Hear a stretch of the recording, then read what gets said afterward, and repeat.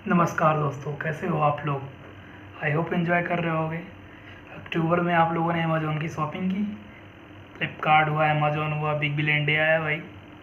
उसके बाद ये पूरा अक्टूबर का महीना में आप लोग पूरा एंजॉय करेंगे दीपावली जैसे अच्छे त्योहारों का। आपने पता है, आज की वीडियो बहुत खास है, थोड़ी हिस्ट्री से रिलेटेड है। आपने पायरेट्स ऑफ कैरिबियन मूवी देखी है? उसमें एक कैरिबियन की लाइफ क्या होती है पूरी दिखाई गई है। 7-8 मतलब 5-6 पार्ट हैं। मज़ा बहुत आता है, राइट। हमने तो बहुत देखी है। तो मैं आपको, हाँ मतलब मैं बहुत साल पुराने ले जाता हूँ, लाइक 2005 या 6 में। आपने हिस्ट्री की वो बुक याद होगी जब आप खोलते थे, वास्को डिगामा। सुना? कुछ याद आया? वास्को डिगामा भारत कब आया, भारत की खोज किसने की। ये सब क्वेश्चन जब क्यूरोसिटी में मन में जगता है तो बहुत ज़्यादा इंटरेस्ट आता है। आज हम इसी महापुरुष के बारे में जानेंगे, रियल लाइफ के पायरेट से। तो इसके बारे में पूरी हिस्ट्री जानेंगे। दिया नाम है वास्को डिगामा, ट्रू कैरिबियन या ट्रू पायरेट्स कहा जा सकता है इसे। वास्को डिगामा भारत की समुद्री यात्रा में न केवल यूरोप और भारत के बीच व्यापारिक संबंधों की नींव रखी, बल्कि पूरी दुनिया के व्यापार का नक्शा बदल दिया। आप जानते हैं कि इस यात्रा में उन्हें किन किन खतरों का सामना करना पड़ा और कैसे छोटी सी मुलाकात ने भारत तक पहुंचने का रास्ता आसान किया। इस महान पायलट्स के बारे में पूरी कहानी जानने के लिए चलिए आगे बढ़ते हैं।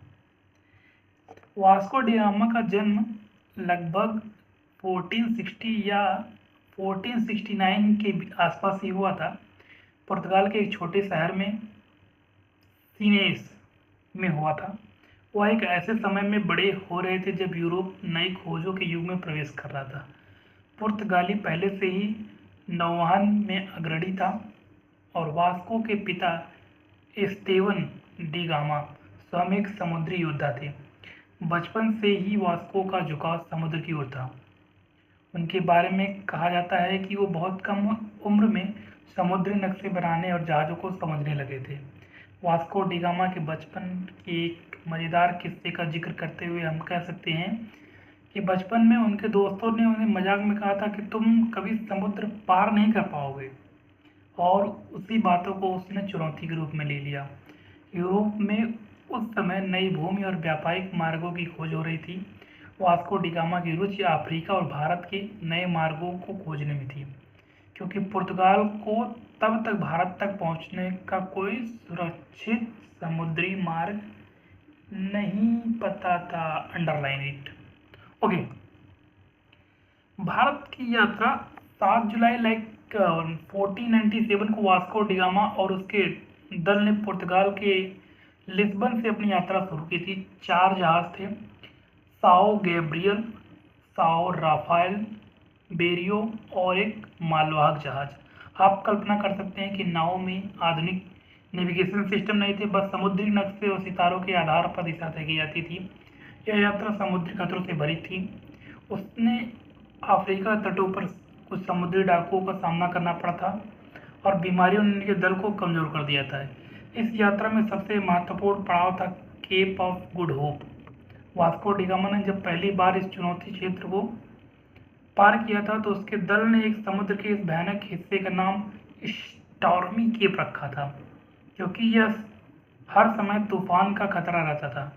लेकिन इसके बाद केप ऑफ गुड होप कहा गया, क्योंकि इसको पार करने के बाद भारत तक का मार्ग साफ हो जाता था। यहाँ वे मोजाम्बिक पहुंचे, जहाँ उन्होंने पहली बार पूर्वी अफ्रीका नेटवर्क का अनुभव हुआ। मोजाम्बिक के शासकों ने वास्को डिगा को खिलजी समझा और उसके व्यापार में दिलचस्पी नहीं दिखाई, लेकिन वास्को डिगामा ने अपनी रणनीति से स्थिति संभाली। 20 मई 1498 को कालीकट के तट पर वास्को डिगामा ने नाव लंगर डाल चुकी थी। यह उस समय था भारत के सबसे बड़े व्यापारिक केंद्रों में से एक रहा हुआ करता था। यह जानना बेहद दिलचस्प है कि यहाँ पहले से ही अरब, चीनी और अफ्रीकी व्यापारी मसाले, रेशम और हीरे जवाहरात का व्यापार कर रहे थे। वास्को डी गामा भारत का आना यूरोपीय देशों के लिए सबसे बड़े अवसर की ही तरह था, लेकिन वास्को डी गामा को जमोरियन कालीकट के राजा के व्यापार की अनुमति पाने में काफ़ी कठिनाई आई। पहली बार जब उसने जमोरियन से मुलाकात की तो उसके उपहार स्वरूप में जैसे यूरोप से लाए गए कपड़े, लोहे की वस्तुएं और शराब जमोरियन को प्रभावित नहीं कर पाए। स्थानीय व्यापारियों ने वास्को डी गामा का मजाक उड़ाया और कहा कि ये उपहार भारत की समृद्धि के मुकाबले कुछ भी नहीं है। इसके बावजूद वास्को डी गामा ने अपने धैर्य और समझदारी की स्थिति संभाली। उन्होंने अरब व्यापारियों से प्रतिस्पर्धा करते हुए व्यापारियों का समझौते की दिशा में एक अच्छा समझदार कदम बढ़ाया। बाद में पुर्तगाल के लिए काफ़ी लाभदायक साबित हुए। वास्को डी गामा की वापसी की यात्रा और उसका इम्पैक्ट क्या हुआ, इस पे देखते हैं। 1499 में वास्को डी गामा भारत पुर्तगाल से लौटे, लेकिन उनकी यात्रा और भी खतरनाक साबित हुई। समुद्री बीमारी स्कर्वी, आपने देखा होगा विटामिन सी के कारण ये रोग होता है। स्कर्वी के कारण उन्हें अपने दल के कई सदस्यों को खो दिया और उन्होंने अपने भाई पाउलो डी गामा की मृत्यु भी हो गई। यह वास्को डी गामा के व्यक्तिगत रूप से बहुत झटका था। जब वो वापस पहुंचे तो उन्हें एक नायक के रूप में सम्मानित किया गया। पुर्तगाली राजा ने उन्हें बड़े पद और सम्मान से नवाजा। यह राजा पुर्तगाल के लिए अत्यधिक लाभकारी रहा, क्योंकि उन्हें भारत की मसालों और अन्य महत्वपूर्ण वस्तुओं के व्यापार शुरू कर दिया था। इस यात्रा के बाद यूरोप में और अन्य साम्राज्यों में भारत और नई एशियाई देशों के लिए समुद्र मार्ग खोजने की कोशिश की।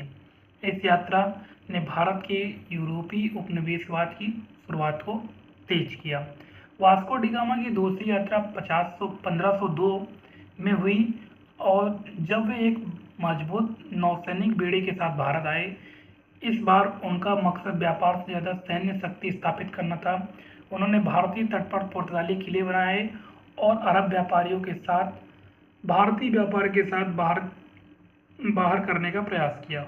वास्को डी गामा की इस यात्रा को बहुत ही क्रूर माना गया, क्योंकि उन्होंने कई अरब जहाज़ों को नष्ट किया और व्यापारियों को मार दिया।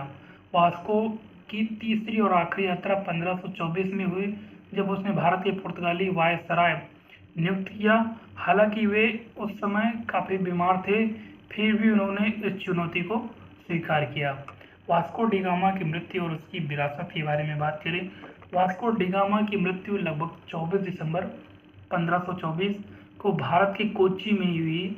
उसकी मृत्यु ने पुर्तगालियों साम्राज्य को एक झटका दिया, लेकिन उसकी विरासत हमेशा के लिए अमर हो गई। बाद में उसके अवशेषों को पुर्तगाल वापस ले जाया गया। उसकी मृत्यु के बाद भी उसके वास्को डी गामा के द्वारा खोजे गए समुद्री मार्गों ने पुर्तगाल को एक समृद्ध और शक्तिशाली राष्ट्र बना दिया। उसके कारण भारत में औपनिवेशिक शासन की शुरुआत हुई, जो आगे चलकर पुर्तगाल, ब्रिटेन और अन्य देशों के उपनिवेशकों का रास्ता बना। अगर मैं कंक्लूजन की बात करूँ दोस्तों, वास्को डी गामा की यात्रा ने नया मोड़ दिया। आपको क्या लगता है, इतिहास के उस छोटे पन्नों में वास्को डी गामा कहीं खो गया, उसका क्या इम्पैक्ट रहा? ब्रिटिशर्स उसकी वजह से आए, यहाँ के राजा महाराजाओं, क्या उपनिवेश खुला, क्या उसने एक नया मतलब इंडिया या भारत उस समय जो सोने की चिड़िया कहा जाता था, उसने नए कनेक्ट करने की प्लेस दिए, रास्ते दिए।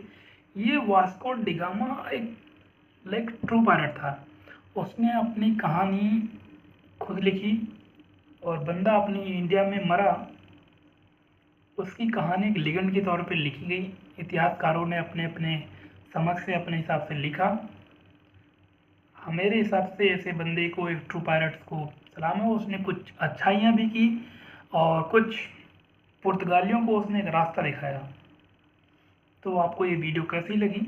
और इसी तरह के मोर इन्फॉर्मेटिव, इंटरेस्टिंग साइंस से रिलेटेड टॉपिक, आपको कौन सी टॉपिक पे और भी वीडियो जाननी है, कमेंट बॉक्स में लिखें। और आपको इतिहास के पन्ने का वास्को डी गामा की तस्वीर याद है कि नहीं, जिसमें उसने मैप ले रखा था? अगर आपको ये वीडियो मतलब वो इमेज याद आ रही है बचपन की, तो कमेंट करें। और किस किस ने वास्को डिगामा की स्टोरी बचपन में पढ़ रखी है। वीडियो आपको अच्छी लगी तो अपना प्यार दिखाइए, लाइक कीजिए और दोस्तों के साथ शेयर करिए। अपनों का ख्याल रखिए। मिलते हैं नए वीडियो में, तब तक के लिए जय हिंद।